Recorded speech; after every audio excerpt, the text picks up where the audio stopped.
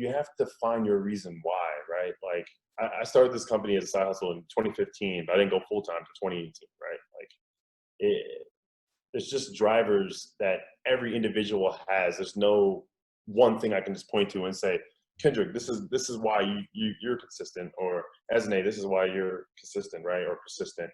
Everybody has like their core reasoning why, and mine's like to leave a legacy, right? Like I want to build something that I can leave my family and be able to be that grandfather, you know, whenever I pass, you know, if I, you know, wherever that time comes, be like, grandfather left us this, grandfather built this, he was, you know, great, you know, that kind of thing. So that's my driver. But I think everybody individually has one. You just got to have that kind of conversation with yourself and get to that reason and what that why is.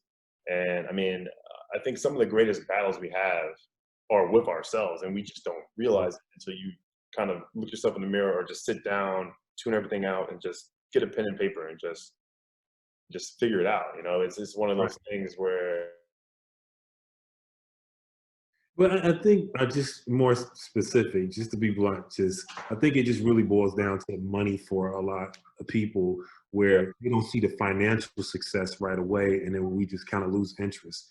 And there's so many of us out there right now who we have great ideas. We have this downtime with the quarantine to really go after it, but it's just finding that way to have that balance to say, okay, I'm not going to have this financial success right away, but I still have to find a way to stay consistent. I can speak for myself that, you know, just being a DJ, just even back in the day before all of this, like, you know, I remember my first party in college, I gave away a case of champagne, Moet. And nobody, I couldn't do that today. Yeah. I couldn't afford that in college. I'm not going to say it was a gimmick, but that was my sugar cube to the college students. Like, I'm going to give away this champagne, and they're just going to come, and nobody, I got two people came. You drink it yourself. Right. And, you know, I took some L's and, you know, I still, you know, as I'm growing this business and growing Soulnic, I've taken L's, still taking L's. But, you know, for me, I have that balance where, first of all, I don't feel like anybody should invest more than they can afford to lose, if anything. So in going into it, just have this amount in your mind to say, hey, I'm going to invest this. I believe in my product. And it may not work, but I know that I have a purpose. I know that I have that thing that's driving me, and I have to do this. So I think for my message to everybody is just having that balance, and I think Ezinne has a lot to say on that too. I can see it. I can see it. Yep. I know what you're going through with your brand too. Because I like that you brought that up, because, you know, a lot of times in entrepreneurship circles, people don't like to talk about the money part, and that's like a key fact. I have so many gems. I think for me, when I first started, get comfortable with telling people that activity is not in my budget. Get comfortable with starting, you know, just because you have other things to invest your money into.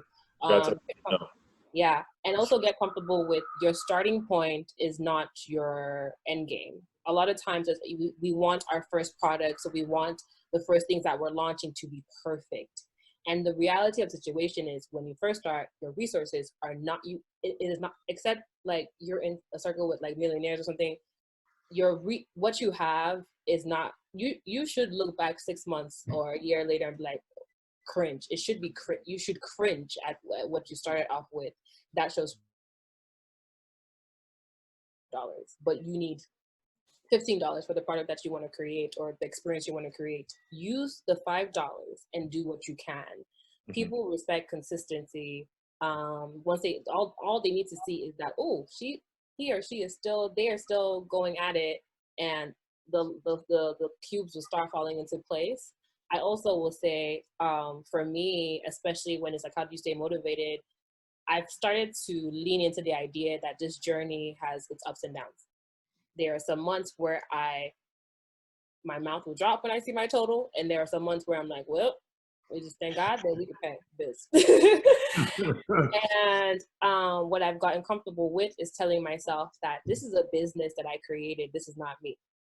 My identity does not rest in SKNMUSE. Just like I am an extension of God, he knows that, God knows that he is greater than me. I am, something that he created. Right. So whether or not my business fails or thrives, it is something that I created. Right. If it thrives, great. Something I created is thriving. If it tanks, cool. Unfortunately, something that I created tanked, but because I created it, I can create again.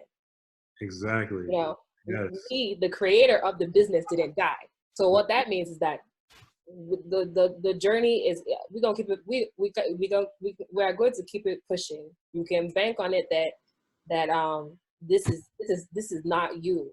So when you get comfortable with that idea, I think for me, as soon as I got comfortable with that, and I'm very frugal. There's some times where I look at like a bill that we have to pay, and I'm just like, do we really need to do that? Our creative director, oh Lord, he's always trying to do something, and I'm just like, can we afford that? You know, is that really necessary? But then, you know, he'll convince me, and I'm like, okay, let's do it. And immediately, because I'm just like, at the end of the day, this is something I created. So if it doesn't work out, it's okay. Something else will work out. And I move now without the fear of failure. I move now knowing that it is a risk, but I should enjoy the process at the same time. Yeah. For sure. That's a beautiful ending.